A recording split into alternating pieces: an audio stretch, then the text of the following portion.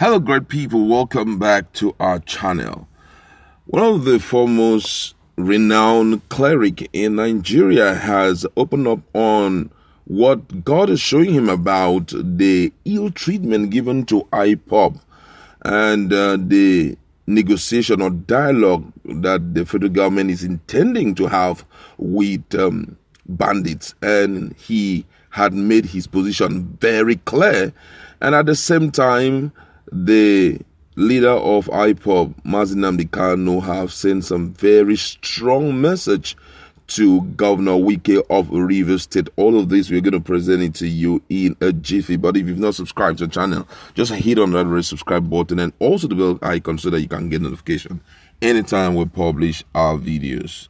Now, according to the news, the General Overseer of Mount Zion Faith Global Liberation Ministry, aka Fire by Fire, Nnewi Anambra State Bishop Abraham Chris Udeh, has revealed that he saw God in a vision looking very angry with the federal government for proscribing a non-violent indigenous people of Biafra IPOB and at the same time planning to negotiate with the dreaded killer armed Fulani headsmen. He therefore advised government to proscribe IPOB within 3 months from now, declare the headsmen who are troubling Nigeria and clamp down on them, or else the wrath of God would descend heavily on them. In his post-fasting and prayer message to the federal government for allegedly giving armed Fulani bandit free hands to operate in the country, thus engaging farmers and other Nigerians in incessant bloodshed clashes without being declared a terrorist group and consequently proscribed, Bishop Udeh warned that God's wrath, if allowed to descend on Nigeria, will be so horrific. According to the cleric, and I quote his word, he said, "It pains me that the federal government had continued to allow headsmen to be armed with dangerous weapons with which they attack innocent and unarmed citizens and still go scot-free," adding, "It is ridiculous that government is unable to block the source of their arms and ammunition and yet declared these Fulani headsmen a terrorist group and be treated as such. Looking at the way the Fulani headsmen terrorize the southern part of Nigeria, including the southeast, and their mission is to do away with us. We all know that, but it can't work out. I assure them that the God of Nebo and the God of Israel will strike all those who are behind that action. I will draw the hand of God, and as it was in the days of Nebuchadnezzar, who was punished because of his atrocities, so shall it be again in our generation. The God of heaven has never changed and can never change. The God of Abraham, Isaac, and Jacob is still alive, and he will never allow them to do with the country as they have planned." He berated some Igbo leaders who he said were busy taking trip to Abuja in pursuit of the aspiration for 2023 Nigerian president of Igbo extraction, while Fulani headsmen are killing and maiming their people. He told the 2023 presidential aspirant in Igbo land that their efforts would be in futility unless they were ready to cede their lands for Fulani settlement. He declared as unfair that every choice position in government at the federal government was being occupied by Fulanis who he claimed were in minority in Nigeria, while people from the southeast continue to suffer marginalization for many decades. He also berated Johannes and Igbo for what he described as being inactive to Igbo protection against their common enemies, even as he wondered why Igbo Apex Sociocultural Organization had not deemed it fit to come up with a security arrangement that would stand the test of time. According to him, he said it's unfortunate that Johannes is showing more interest in politics than its sociocultural functions. I am not a member of the IPOB, but I must assure you that IPOB is doing the work of the southeastern governors and Johannes in terms of protection of the Igbo land. The newly elected President General of Johannes and Igbo must prove his mettle.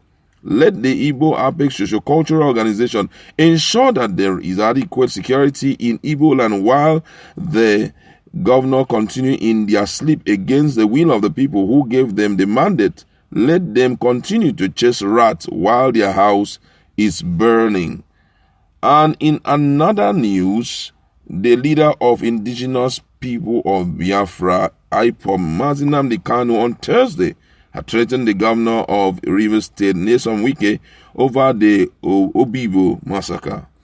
Kanu claimed that Wike will be haunted for the rest of his life over the killing of IPOB members and other innocent residents following a clash between the group and the security operatives Obibo in 2020. In a tweet, IPOB leader warned that Wike will be haunted by domestic and international legions. He wrote, and I quote, "Anyone close to Governor Wike should tell him that till the last day of his life, he will be hunted down for all atrocity spearheaded against my people at Obibo. He will be haunted by legion domestically and internationally, and he will be a scorched earth and fury." Members of IPOB have allegedly engaged security operative, a situation that led to the killing of people in Obibo and other parts of Rivers State. This is quite a serious one for the country, considering what has been going on, and it beats our imagination. Let's be very truthful here. It beats our imagination looking at the situation of things in the country. Don't forget that the Northerners are doing everything to see how they can bring in peace into their region, and they are doing this with their bandits. The bandits who are troubling the lives of their citizens. The federal government and even the northern government are recommending dialogue. They are recommending dialogue for the current situation of things.